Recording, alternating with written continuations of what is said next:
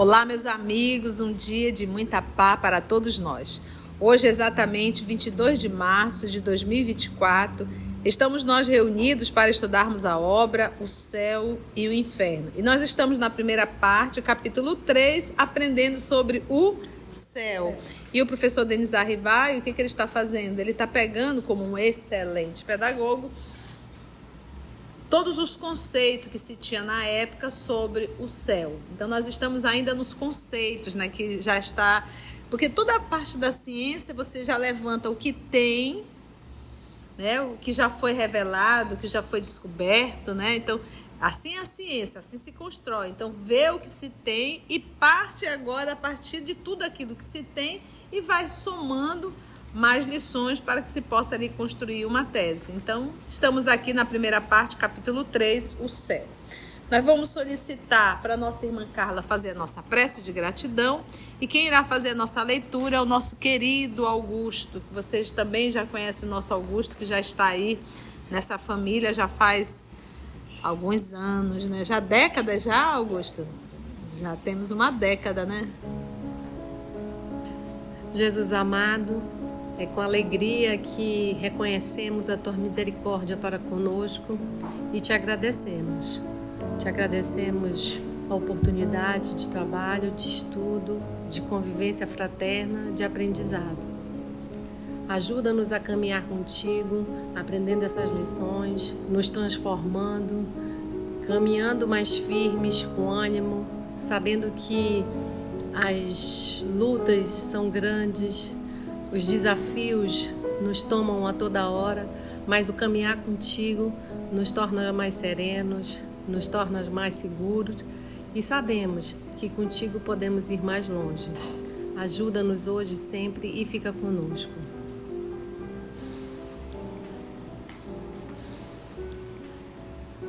Então vamos retomar a leitura no item 3, certo, Augusto? Continuamos na primeira parte, capítulo 3, o céu, o item 3. A ciência, como a lógica inexorável da observação e dos fatos, levou a sua luz até as profundezas do espaço e mostrou a nulidade de todas essas teorias. A Terra não é mais o eixo do universo, mas um dos menores astros que rolam na imensidade. O próprio Sol não passa de centro de um turbilhão planetário. As estrelas são outros tantos e inumeráveis sóis, em torno dos quais circulam mundos sem conta, separados por distâncias apenas acessíveis ao pensamento, embora pareçam tocar-se. Neste conjunto grandioso, regido por leis eternas, em que se revelam a sabedoria e a onipotência do Criador, a Terra não é mais que um ponto imperceptível em um dos planetas menos favorecidos quanto à habitabilidade. Sendo assim, é lícito perguntar-se por que Deus faria da Terra a única sede da vida e nela houvesse relegado as suas criaturas prediletas? Tudo, ao contrário, anuncia a vida por toda a parte, e a humanidade é infinita como o universo. Como a ciência já nos revelou mundos semelhantes aos nossos. Deus não podia tê-los criado sem objetivo. Antes, deve tê-los povoado de seres capazes de os governar. Então, a gente vai observando nesse item 3 a ciência. Então, nós sabemos que a igreja teve a sua potência, a sua influência na sociedade, não só religiosa, mas política mesmo e até científica, né? Porque uma vez ela revelando, aquilo era uma verdade absoluta. E não se podia contradizer o que a igreja nos informava, em hipótese alguma. Então, todos aqueles cientistas que começaram a fazer as descobertas, uma vez revelando, alguns tinham que negar, se não quisessem morrer, e outros acabavam não negando, mas acabavam morrendo.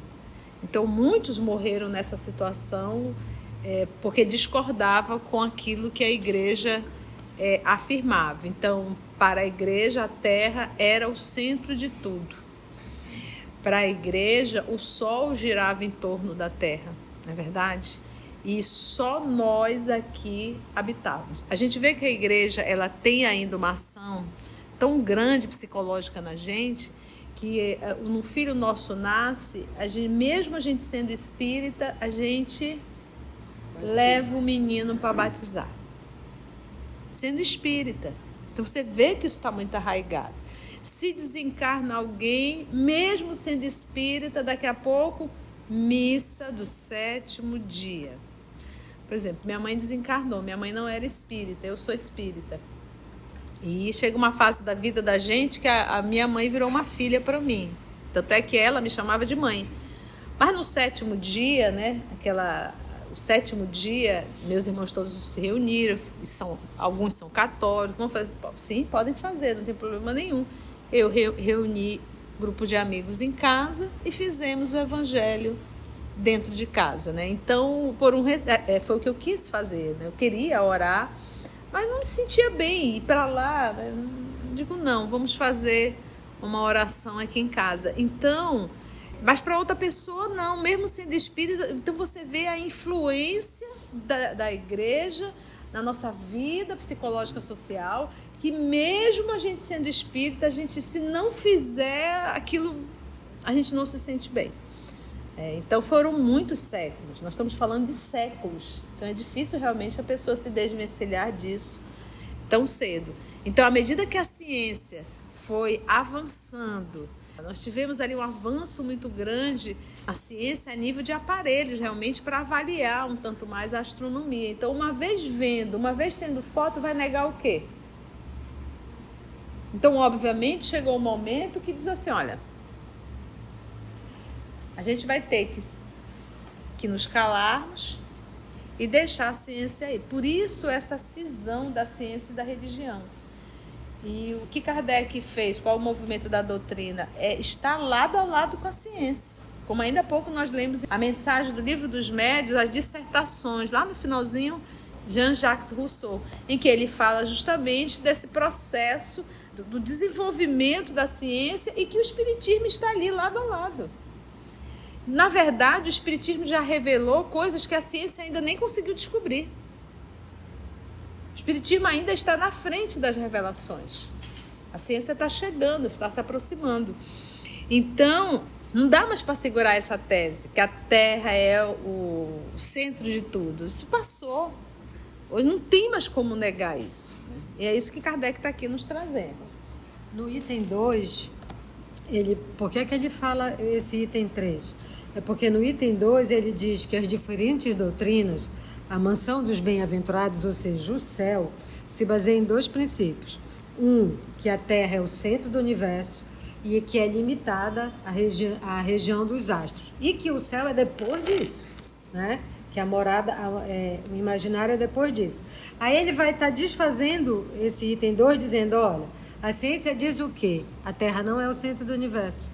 A Terra não é nenhum planeta maior. O Sol, que parece que é gigante, a gente já sabe que agora é uma estrela anã, não é nem de 5ª categoria. A gente aprendeu que era 5ª categoria, né? Agora é estrela anã.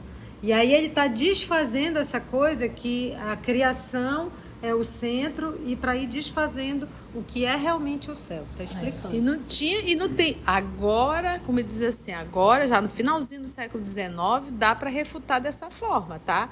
Lá no século XIV, XIII, XII, XV, XVI, não tinha como fazer isso, não. Era a fogueira da certa. Vamos lá mais um pouquinho. Item 4. As ideias do homem estão na razão do que ele sabe. Como todas as descobertas importantes, a da constituição dos mundos deveria imprimir-lhes outro curso.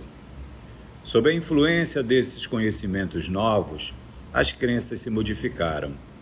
O céu foi deslocado, a região estelar, sendo ilimitada, não mais lhe pode servir. Onde está ele, pois? Diante desta questão, todas as religiões emudecem. Ou seja, onde está o céu, né? O Espiritismo vem resolvê-la demonstrando o verdadeiro destino do homem. Tomando-se por base a natureza deste último e os atributos de Deus, chega-se a uma conclusão. Isto quer dizer que, partindo do conhecido, alcança-se o desconhecido por uma dedução lógica, sem falar das observações diretas que o Espiritismo faculta. Então, ainda voltando no item 3, quando ele finaliza assim, que ele coloca assim, sim, só tem gente aqui na Terra, então nós somos seres prediletos de Deus, né, privilegiados, né? Só nós aqui existimos, só nós estamos aqui, os demais planetas estão aí tudo vazio. Aí o povo fantasia um pouco também, né? Aí quando se fala em espíritos de outras, aí já chama de extraterrestre, cabeção, olhão, né? E que vem pra cá, e que vai abduzir, né? Umas coisas assim, então é o povo que viaja. Na verdade, são espíritos como nós, reencarnando em outros ou encarnando em outros planetas no processo de evolução. Porque não cabe mais, no ano de 2024, com toda a ciência aí nos revelar, que só o planetinha, essa coisinha de nada, tem filhos de Deus. Não cabe mais esse tipo de observações, né? E aí ele diz, o Espiritismo vem resolver. Vamos ver o item 5. Item 5. O homem compõe-se de corpo e espírito. O espírito é o ser principal, racional, inteligente. O corpo é o envoltório material que reveste o espírito temporariamente para o cumprimento de sua missão na Terra e a execução do trabalho necessário ao seu adiantamento. O corpo, gasto, se destrói e o espírito sobrevive à sua destruição. Sem o espírito, o corpo não passa de matéria inerte, qual instrumento privado da mola que o faz agir. Sem o corpo, o espírito é tudo, a vida, a inteligência. Ao deixar o corpo, retorna ao mundo espiritual, de onde havia saído para reencarnar.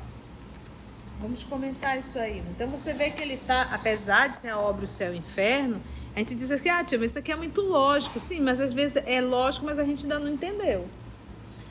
Porque quando a gente pergunta assim, quem pensa, é o cérebro ou é o espírito? A pessoa fica, oi?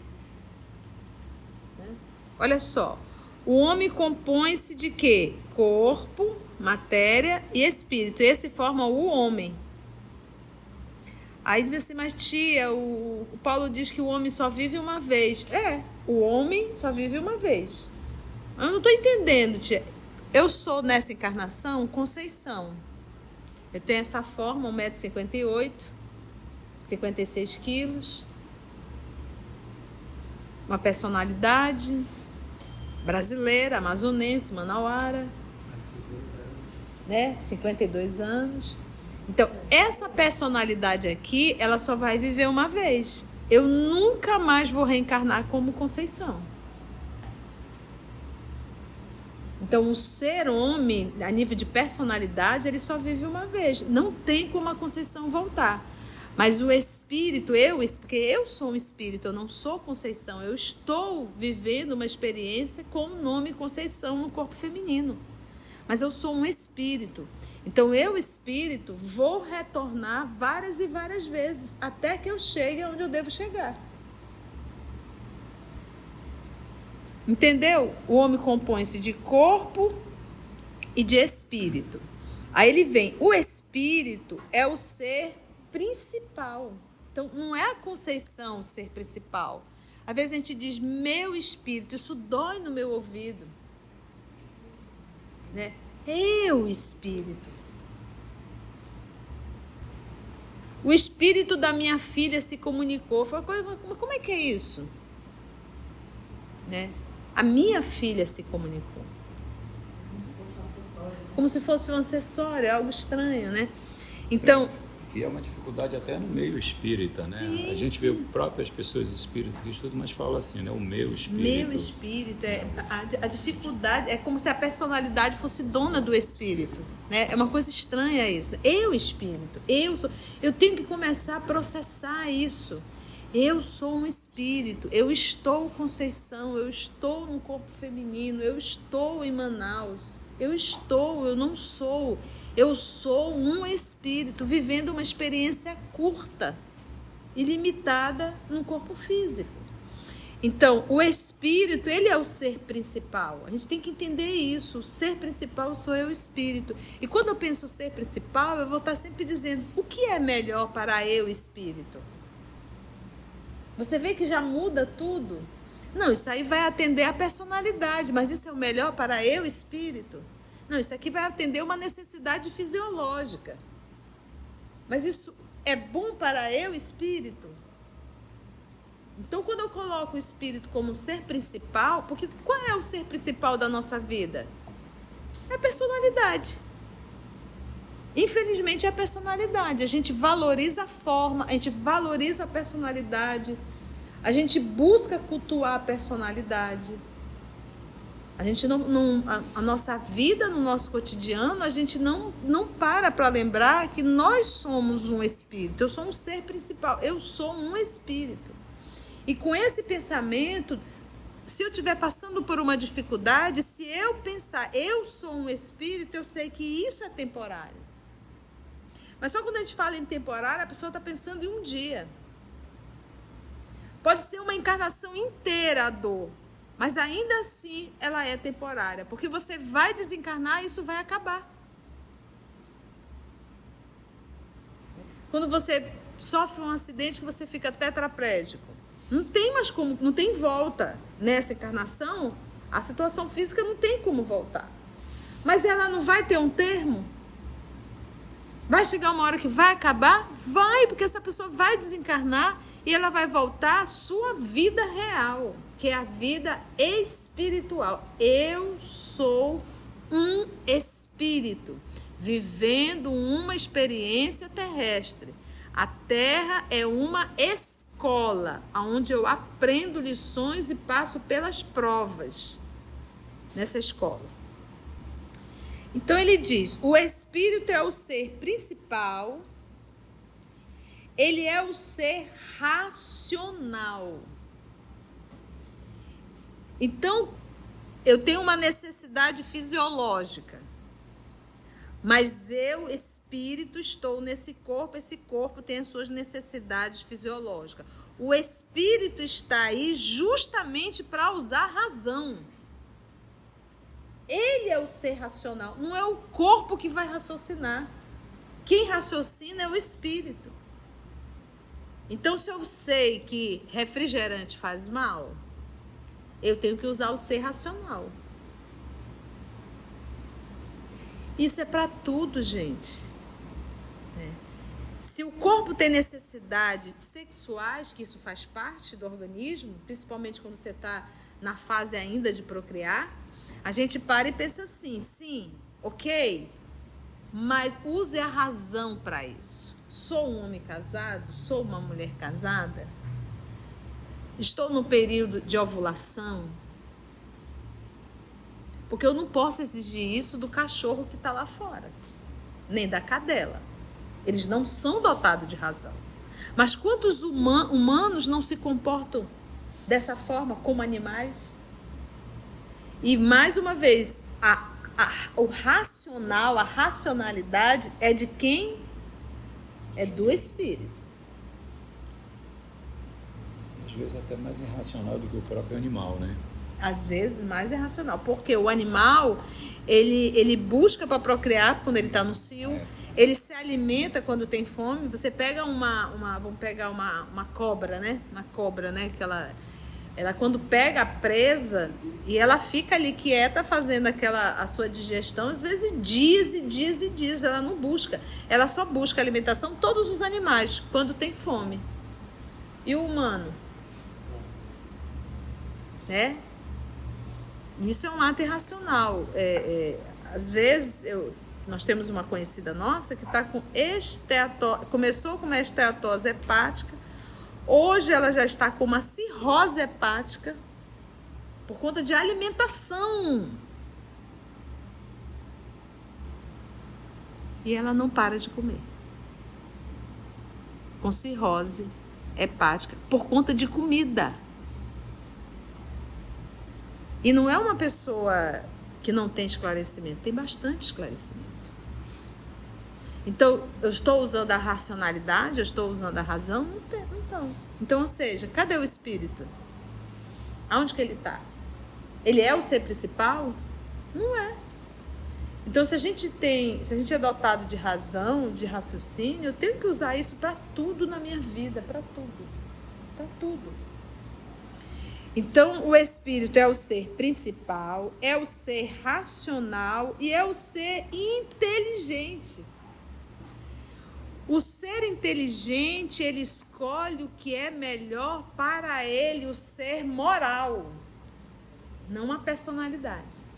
Se eu tento atender só a personalidade, eu sou um ignorante, um estúpido e um bruto.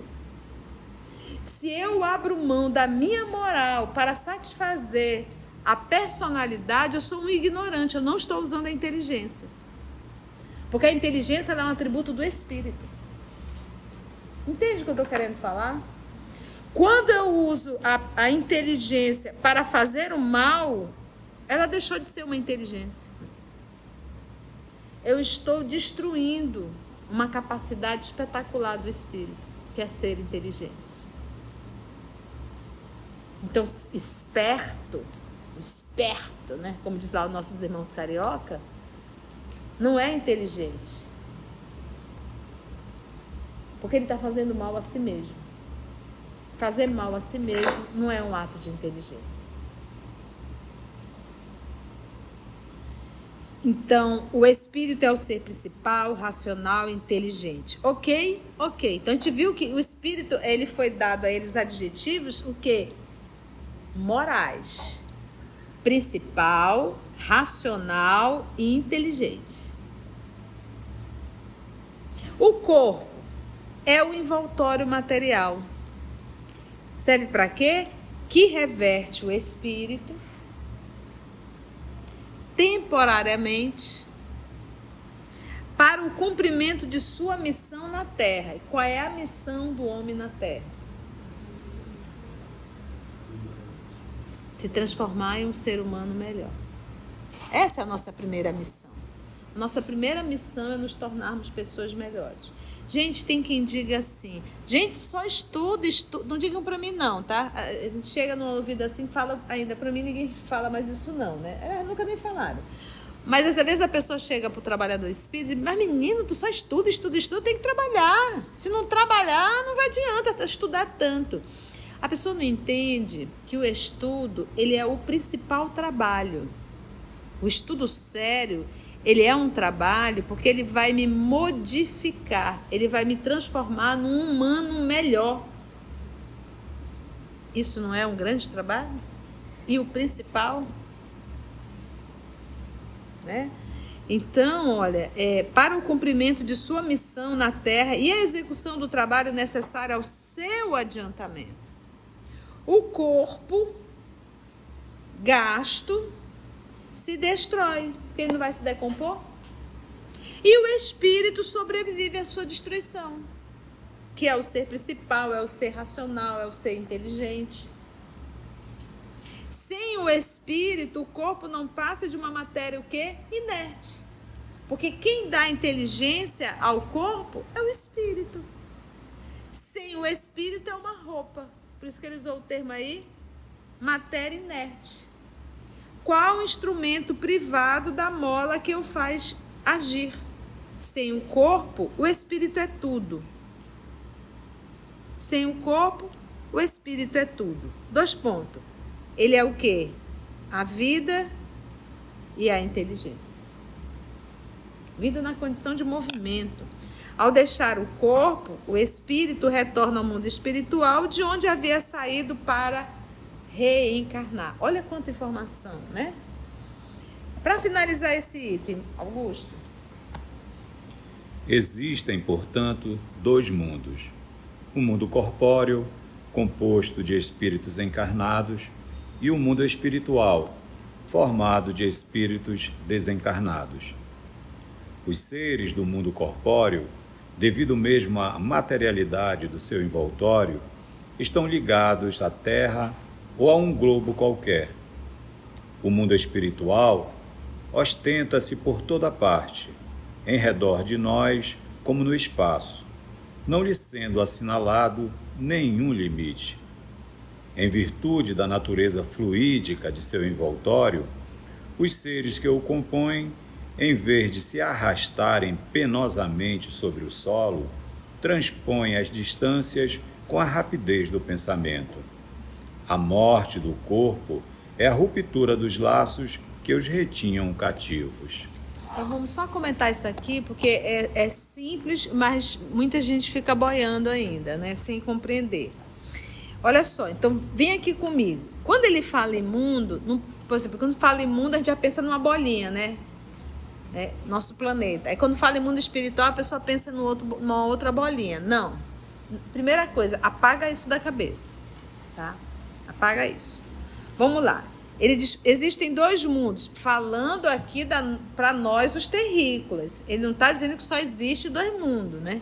Mas para nós terrícolas, ele está falando, ele deu dois mundos, mas ele dá nome. O mundo corpóreo, composto de espíritos o quê? Encarnado. Então a Terra é um mundo o quê? Corpóreo. É direcionado para a encarnação de espíritos da terceira ordem. E aí ele vem, e o mundo espiritual?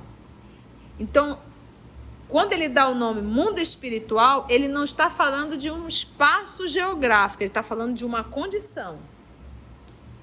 Então, o mundo espiritual formado de espíritos o quê? Desencarnado. Aí ele diz, os seres do mundo corpóreo, devido mesmo à materialidade do seu envoltório, estão ligados à Terra ou a um globo qualquer. Estamos juntos? Porque é direcionado à encarnação.